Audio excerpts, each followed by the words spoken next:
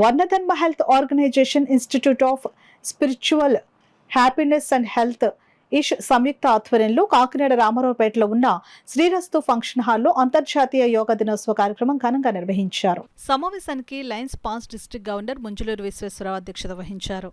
ఈ సందర్భంగా పతంజలి అవార్డులను వేమూరి రాజగోపాల్, డాక్టర్ బాలాంతరపు శేషకుమారి, సంఘమిత్ర అవార్డులను కస్తూరి పట్టాభిరామారావు, లైన్ ఎంవీఆర్ మోహన్ కుమార్లకు, యోగారత్న అవార్డులను 8 మందికి, యోగా పెరల్ అవార్డులను 13 మందికి అందజేసి సత్కరించారు. సమావేశానికి ముఖ్య అతిథిగా కేంద్ర ప్రభుత్వ ఇండియన్ ఇన్ఫర్మేటిక్ సర్వీసెస్ అధికారి కందాళ శ్రీరామచంద్రమూర్తి, గౌరవ అతిథిగా శ్రీవరేణ్య ధర్మ ప్రమోదన ప్రతిష్టానం వ్యవస్థాపకులు విద్వరణ్య సాధుప్రసాద్ స్వామీజీ, డైరెక్టర్ ఆఫ్ మెడికల్ ఎడ్యుకేషన్ విశ్రాంత అధికారి డాక్టర్ ఎంబీఎస్ శర్మల్ పాల్గొని ప్రసంగిస్తూ యోగా విద్య ద్వారా అనేక ప్రయోజనాలు ఉన్నాయని, ఎటువంటి దుష్ప్రభావాలు సంభవించవని అన్నారు.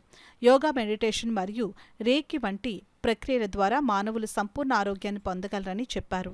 ఈ ప్రక్రియలను నిత్య జీవితంలో ఆచరిస్తున్న వారికి ఎటువంటి అనారోగ్యం కలగదని అన్నారు. వర్ణధర్మ హెల్త్ ఆర్గనైజేషన్ వ్యవస్థాపకులు డాక్టర్ ఎన్ మహాలక్ష్మి కుమార్ మాట్లాడుతూ ప్రపంచవ్యాప్తంగా యోగా వంటి వినూత్న ఆరోగ్య ప్రక్రియను ప్రధాని మోదీ పరిచయం చేసి ఆచరణలోకి తీసుకురాగా నేడు విదేశాల్లో మంచి స్పందన వచ్చిందని అన్నారు.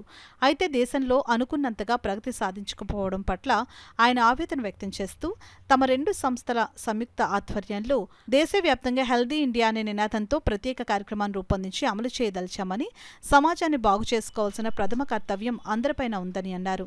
యోగా మరియు ధ్యానం, రేకి వల్ల అనేక ఉపయోగాలు ఉన్నాయని, ప్రజల్లో వీటి పట్ల అవగాహన పెంపొందించే కార్యక్రమాన్ని చేపట్టినట్లు వివరించారు. ఇష్ వ్యవస్థాపకురాలు డాక్టర్ హైమా ప్రసాద్ మాట్లాడుతూ గత దశాబ్ద కాలంలో తమ సంస్థ ద్వారా వేలాది మంది యోగా ప్రక్రియ వల్ల ఎంతో ప్రయోజనం పొందారని వివరించారు. 8 దేశాల్లో ఆన్లైన్ ద్వారా కూడా బోధనా కార్యక్రమాన్ని నిర్వహిస్తున్నామని చెప్పారు. సూర్యనారాయణమూర్తి, సతీష్ బాబు, విశ్రాంత ఏసీటీఓ సూర్యనారాయణ శర్మ, గాయత్రి సాధు, శ్రీవల్లి సాధు, రవి ప్రభృతులు ప్రసంగించారు. ఈ సందర్భంగా సావనీర్ను ఆవిష్కరించగా విద్వరణ్య సాధు స్వామీజీని ఘనంగా సత్కరించారు.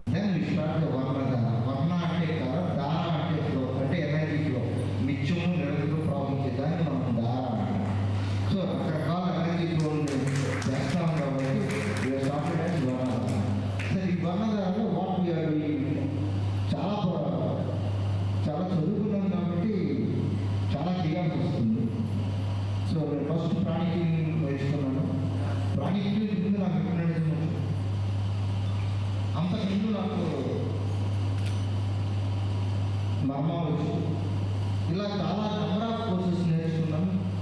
సో ఏపీలో సైకో అనాలిసిస్ చేయగలిగే 10 మందిలో నేను ఒకటి. ఇందులో హైమా చేసింది అంటే 0.01% కూడా లేదు.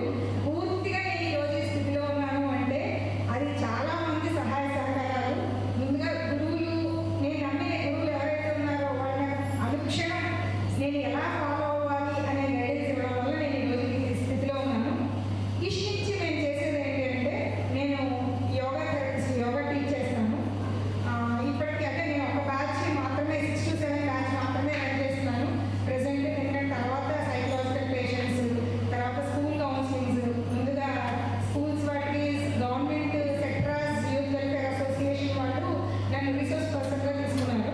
సో ఇంచుమించు వీక్కి ఒక 6-7 గవర్నమెంట్ స్కూల్స్కి, కాలేజెస్కి తీసుకుని వెళ్తారు. వ్యాధుల ప్రోసెస్ అంటే టైప్ ఆఫ్ ఆహారం మనం తీసుకోవాల్సి వస్తుంది. దానివల్ల వస్తే అట్లీస్ట్ ఈ అలవాట్లు, ఆలోచనలు, అలవాట్లో కోర్సు దురలవాట్లకు అని చెప్తాం. అది కాకుండా అది ముఖ్యమైన మన శరీరానికి ఆరోగ్యాన్ని చేకూర్చేది. బహుశా ఏ డాక్టర్ దగ్గరికి వెళ్ళవలసిన అవసరం లేకుండా చేసేది రెగ్యులర్ వ్యాయామం. వ్యాయామం అంటే వాకింగ్ కానీ, సైక్లింగ్ కానీ, గేమ్స్ ఆడటం కానీ ఏదో ఉంటాయి.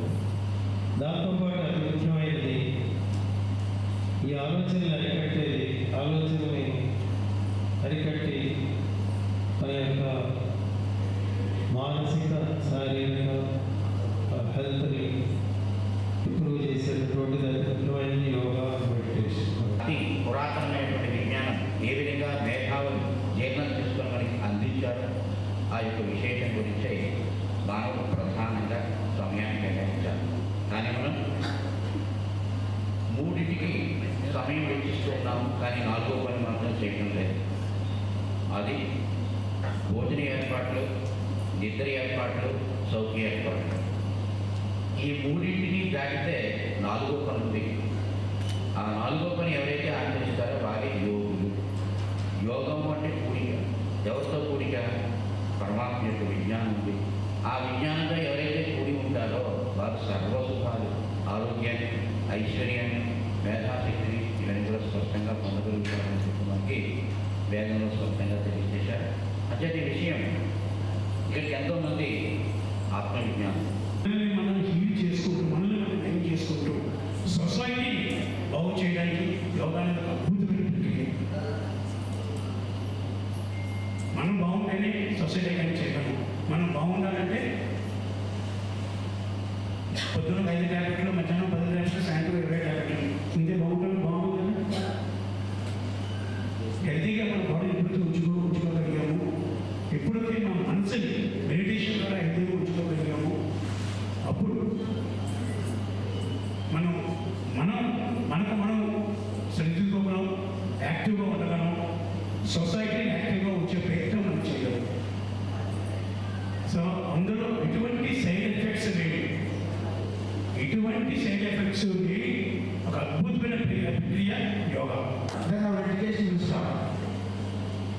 చాలా యూనివర్సిటీస్లో ఎవరైనా గమనించుంటారు, department of life long learning అంటుంది, లైక్ యోగా. దాన్ని లౌకికంగా కూడా పాటిస్తున్నారు. ఎవరైనా ఉన్నారంటే మానేసుకుంటున్నారు. బికాజ్ చాలా మందికి తెలిసి ఉండొచ్చు, అక్కడికి మోర్ దాన్ 50 డిగ్రీలు ఉన్నాయి. ఇంకా only research more than 50 degrees ఉన్నాయి. ఈ doctorate holder and delete also post doc కూడా ఉంది. అంటే చాలా మంది